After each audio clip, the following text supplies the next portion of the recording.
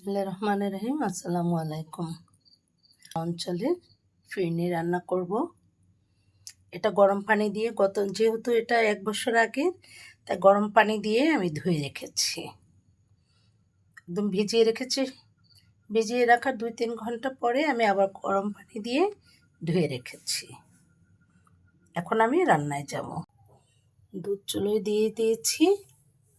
এখন আমি 2টো এলাচি দিচ্ছি, 3 টুকরো দারুচিনি দিচ্ছি, স্বাদ অনুযায়ী চিনি দিয়ে দিচ্ছি। মেপে দিচ্ছি না, কারণ যে যতটুকু খাবে সেভাবে চিনিটা দিলেই হবে। এখন তেজপাতা দিয়ে দেব।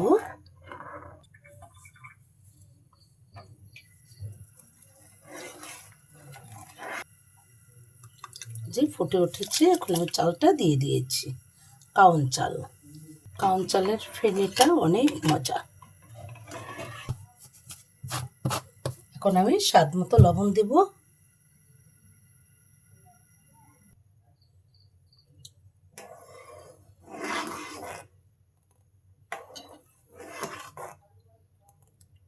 কাউন চালটা খুবই সুস্বাদু চাল।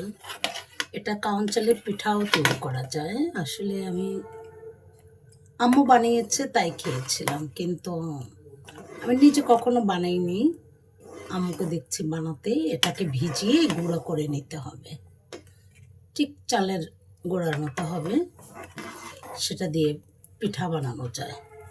মিষ্টি জিনিসে দুধের কিছু রান্নায় সবসময় দুধ ঘি না হলে কোনো টেস্টই নাই।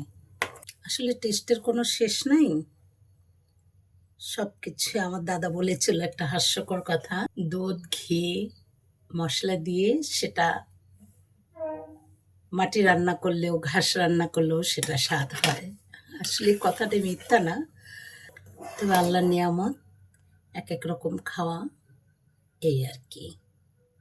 আপনারা নারকেল ইচ্ছে করলে নারকেল দিয়েও রান্না করতে পারবেন। দুধ তো দিবেনই, তারপর নারকেলটা দিয়ে দিয়েন, ভালো। আলহামদুলিল্লাহ, আমার কাউন চালের ফিরনি হয়ে গেল। এখন আমি কিশমিশ দিব, বাদাম দিব, তারপরে কিছু ডেকোরেশন করব, আর ঘি দেব। এখন আমি কিশমিশ দিয়ে দিচ্ছি, আর কিছু কাঠবাদাম দিয়ে দিচ্ছি। আবার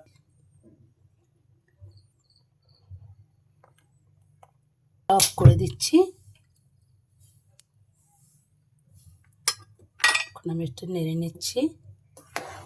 আলহামদুলিল্লাহ, এখন আমার ফিরনি হয়ে গেছে। এটাকে আমি এখন ঢেকে দেব, ঢেকে রেখে দেব। সার্ভ করব তখন। শীতের দিনে কাউন চালের ফিরনি কেমন লাগলো লাইক করবেন, শেয়ার করে জানাবেন। ভালো লাগলে সাবস্ক্রাইব করবেন। আপনারা ভালো থাকবেন, এই আশায় আমি বিদায় নিচ্ছি আজকের মতো। আসসালামু আলাইকুম। আপনারা ভালো থাকবেন।